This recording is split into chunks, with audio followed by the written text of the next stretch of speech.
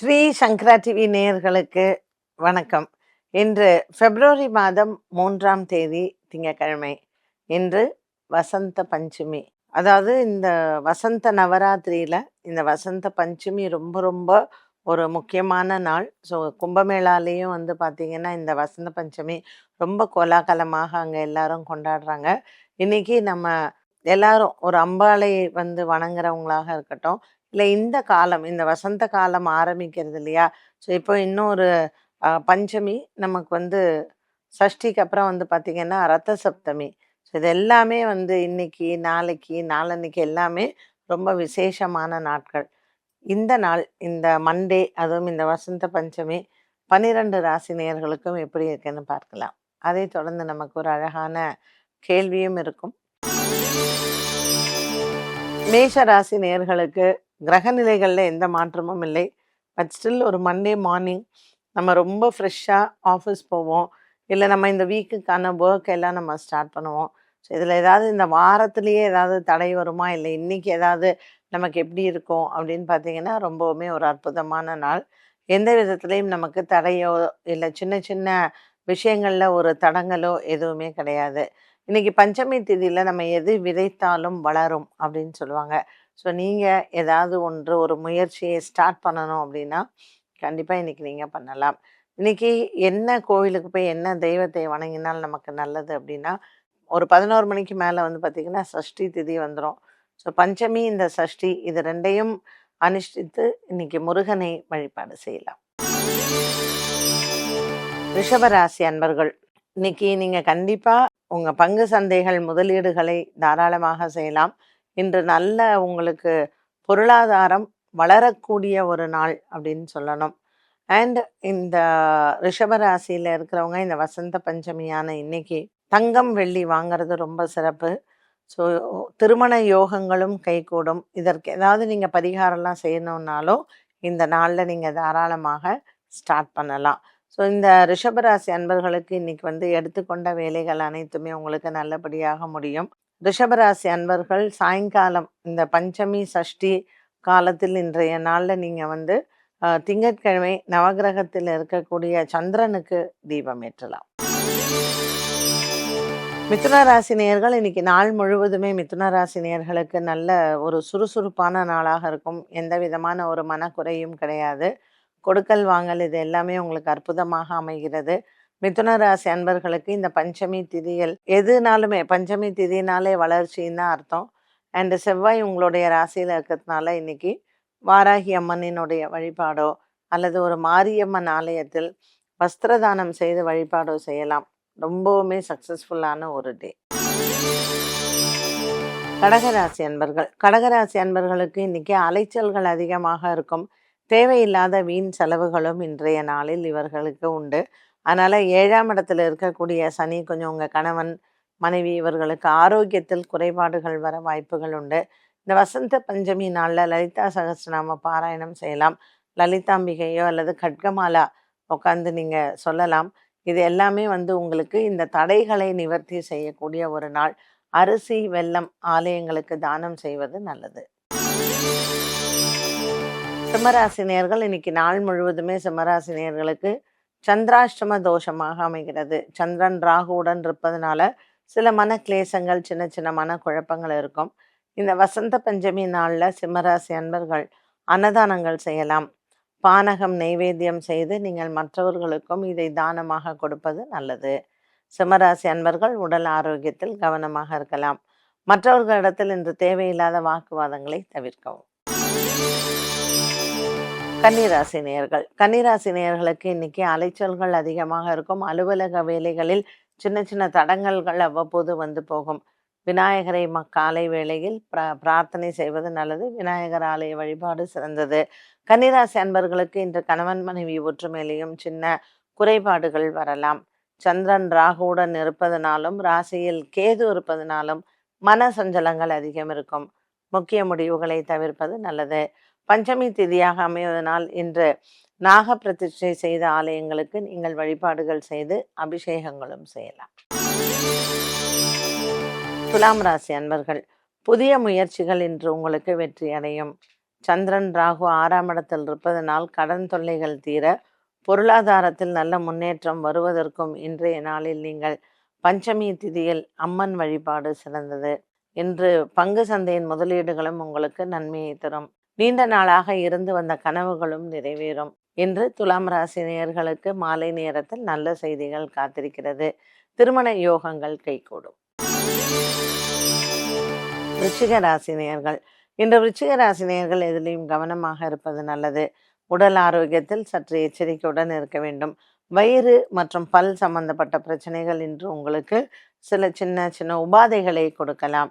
ஆகவே இந்த விருச்சிக ராசி அன்பர்கள் இன்றைய நாளில் தொலைதூர பிரயாணங்கள் மேற்கொள்பவர்கள் அதற்கு தகுந்தாற் போல ஏதாவது மருத்துவம் எடுத்து செல்ல வேண்டும், மருந்துகள் எல்லாம் எடுத்துக்கணும்னா நீங்கள் அதற்கு தயாராக இருக்க வேண்டும். விருச்சிக ராசி அன்பர்களுக்கு இன்றைய நாளில் அலைச்சல்களும் அதிகமாக இருக்கலாம். உடல் ஆரோக்கியத்தில் கவனமாக இருக்க வேண்டும். ஒரு சிலருக்கு இன்று தேவையில்லாத அனாவசிய செலவுகளும் உண்டு. பஞ்சமி திதியாக இருப்பதனால் இன்றைய நாளில் காலை வேளையில் வாராகி அம்மன் ஆலய வழிபாடும் வாராகி அம்மனுக்கு மஞ்சள் மாலை சாற்றுவதும் இன்று உங்களுக்கு கிரக தோஷத்திலிருந்து நீக்கத்தை கொடுக்கும். தனுசு ராசி நேயர்கள், கடன் தொல்லைகள் தீர இன்றைய நாளில் நீங்கள் விநாயகருக்கு அபிஷேகம் செய்யலாம். மாலை நேரத்தில் முருகன் ஆலய வழிபாடுகளும் சிறந்தது. இந்த தனுசு ராசி அன்பர்களுக்கு இன்று எடுத்துக்கொண்ட காரியத்தில் வெற்றிகள் கிடைக்கும். பல ஆண்டுகளாக குடும்பத்தில் இருந்து வந்த பிரச்சனைகள், சொத்து தகராறுகள், கூட பிறந்த சகோதர சகோதரிகளிடத்தில் வந்த வேற்றுமைக்கும் நல்ல ஒரு நாளாக அமையும். இன்று உங்களுடைய எண்ணங்கள் நிறைவேறும். மகர ராசி அன்பர்கள், இன்று மகர ராசி அன்பர்களுக்கு அலுவலகம் சார்ந்த விஷயங்களில் இருக்கக்கூடிய குழப்பங்கள் மாறும். மகர ராசி நேயர்களுக்கு பல நாட்களாக இருந்து வந்த ஒரு மன போராட்டத்திலிருந்து வெளிவரலாம். அலுவலக ரீதியாக இருந்து வந்த பிரச்சனைகளும் தீரும். மகர ராசி நேயர்களுக்கு இன்று குடும்பத்தில் இருந்து வந்த குழப்பங்கள் தீர்ந்து மனக்குழப்பங்களும் தீர்ந்து சந்தோஷமாக இருக்க வேண்டிய ஒரு நாள். வசந்த பஞ்சமியான இன்று மகாலட்சுமி தாயாரை வழிபாடு செய்து ஆலயத்திற்கு சென்று வர இந்த நாள் நல்ல நாள். கும்பராசி அன்பர்கள், குடும்பத்தில் குழந்தைகளால் இருந்து வந்த குழப்பங்கள் தீரும். குழந்தைகளுக்கு இருந்து வந்த ஆரோக்கிய பிரச்சனைகள் மற்றும் குடும்பத்தில் சின்ன சின்ன தடைகள், சுபகாரியங்கள் தடைகள் அனைத்தும் விலகும். மாலை நேரத்தில் இன்று உங்களினுடைய உறவுகள் மூலமாகவோ நண்பர்கள் மூலமாகவோ நன்மைகள் நடக்கும். கும்பராசி அன்பர்களுக்கு இன்றைய நாளில் உங்களினுடைய சகோதர சகோதரிகளால் நல்ல செய்திகளும் காத்திருக்கிறது.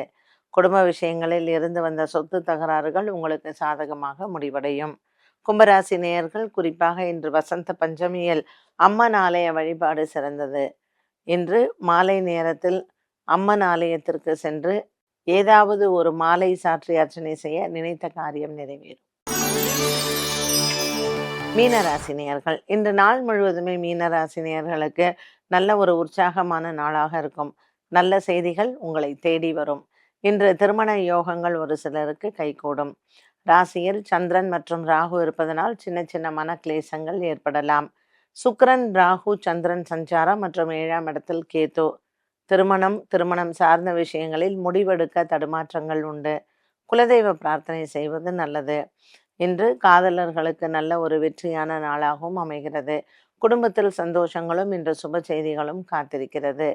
இன்றைய நாளில் குலதெய்வத்தை பிரார்த்தனை செய்து மற்றும் அன்னதானங்களும் செய்யலாம்.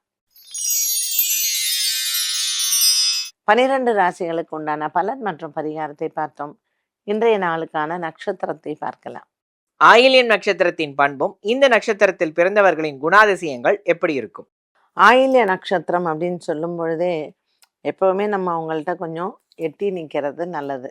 இந்த ஆயில்ய நட்சத்திரக்காரர்கள் நல்லவங்க, ரொம்ப மனிதாபம் இருக்கக்கூடியவர்கள் எல்லாம் இருந்தாலும் அந்த சுயநலம் கொஞ்சம் டாமினண்ட்டாக இருக்கும் அவங்கள்ட்ட. ஸோ ஆயில்ய நட்சத்திரக்காரர்கள் என்னை கோச்சிக்க கூடாது. இது நான் இருக்கக்கூடிய உண்மையை தான் நான் சொல்கிறேன். இந்த ஆயில்ய நட்சத்திரக்காரர்கள் எப்போவுமே என்னென்னா, இந்த தாமரை இலையில் இருக்கக்கூடிய தண்ணி மாதிரி தான் அவங்க.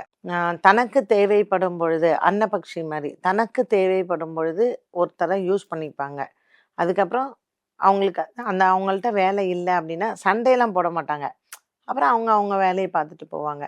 ஸோ கொஞ்சம் அந்த சுயநலம் அப்படிங்கிறது அவங்கள்ட்ட கொஞ்சம் அதிகமாகவே இருக்கும். நல்ல மனிதாபம் இருக்கும், நல்ல ஹியூமானிட்டேரியன், இது அடுத்தவங்களுக்கு ஹெல்ப் பண்ணணும், அது எல்லாமே அவங்களுக்கு நல்லா இருக்கும். பட் என்னமோ ஒரு ஒரு சில விஷயங்கள்ல அவங்க ஒரு வித்தியாசப்பட்ட மனிதர்களாவே இருப்பாங்க. அவங்கள புரிஞ்சுக்கவே முடியாது. அண்ட் சந்திரன் வந்து ஆட்சி இருக்கக்கூடிய இடம் கடகம்ங்கிறது. அதில புனர்பூச நட்சத்திரக்காரர் பார்த்தீங்கன்னா, கொஞ்சம் ஓவரா எல்லார்ட்டயும் பாசம் வச்சு, ஏமாந்து, அடுத்தவங்கள்ட்ட போய் வாரி விழுந்து அடிபட்டுப்பாங்க. பூச நட்சத்திரக்காரர்கள் தனக்கு தேவைப்பட்டால் பேசுவாங்க. சோம்பேறிகள். அட் த சேம் டைம் நல்ல மத்தவங்களோட அவங்க ஒரு மிங்கிள் பண்ணுவாங்க. அவங்களுடைய ரூட் ஒரு தனி. இந்த ஆயில்ய நட்சத்திரக்காரர்கள் எப்படி அப்படின்னு கேட்டிங்கன்னா, நல்ல ஃபிலாசபி பேசுவாங்க. ஆனா, அத அவங்க வாழ்க்கையில எடுத்துக்கிறாங்களான்னு பார்த்தீங்கன்னா இருக்காது. அவங்க வந்து ஐயய்யோ! நம்ம இப்படி இருக்கக்கூடாது, அப்படி இருக்கக்கூடாதுன்னு அ உலகத்தில இருக்கக்கூடிய எல்லா ஆன்மீக தலைவர்கள் சொன்னதெல்லாம், கோட்பாடெல்லாம் அவங்க மத்தவங்களுக்கு சொல்லுவாங்க. So they preach but they don't practice. And ஆயில்ய நட்சத்திரத்தை பொறுத்தவரைக்கும் என்ன அப்படின்னா, ரொம்ப கல் நெஞ்சக்காரர்கள். மனதில இருக்கக்கூடிய ஒரு விஷயத்தை நீங்க வாங்கவே முடியாது. வளரவே மாட்டாங்க. அதாவது நம்ம ஏன் இவாளுக்கு சொல்லணும்? நம்ம ஃபீலிங்ஸ் ஏன் இவாளுக்கு தெரியணும்? அப்படிங்கிற மாரி தான். ஸோ ஃபேமிலியிலேயே அப்படிதான். அவங்க ஹஸ்பண்டா இருக்கட்டும், ஒய்ஃபா இருக்கட்டும், கூட பிறந்தவங்களா இருக்கட்டும். இவங்க என்ன அப்படிங்கிறது எப்பவுமே ஒரு புரியாத புதிர் தான் ஆயில்ய நட்சத்திரக்காரர்கள். என்ன நேயர்களே, இன்னைக்கு எத்தன ஆயில்ய நட்சத்திரம் என்ன திட்டுவீங்கன்னு தெரியல. பட் ஸ்டில் நான் இருந்தது தான் நான் சொன்னேன். ஸோ இன்னைக்கு சுபதினம் நிகழ்ச்சியில ராசி பலனோட நட்சத்திரத்துக்கு என்ன சொல்றாங்க மேடம் அப்படின்னு கேட்குறவங்க நெறைய பேர் இருப்பீங்க. அண்ட் இன்னைக்கு நான் ஆயில்ய நட்சத்திரத்த சொன்னது வந்து, நட்சத்திரத்த பத்தி நான் படிச்சதையும் நான் சொன்னேன். பிராக்டிகலா நான் பார்த்ததையும் சொன்னேன். மீண்டும் நாளை காலை சந்திக்கும் வரை நன்றி, வணக்கம்.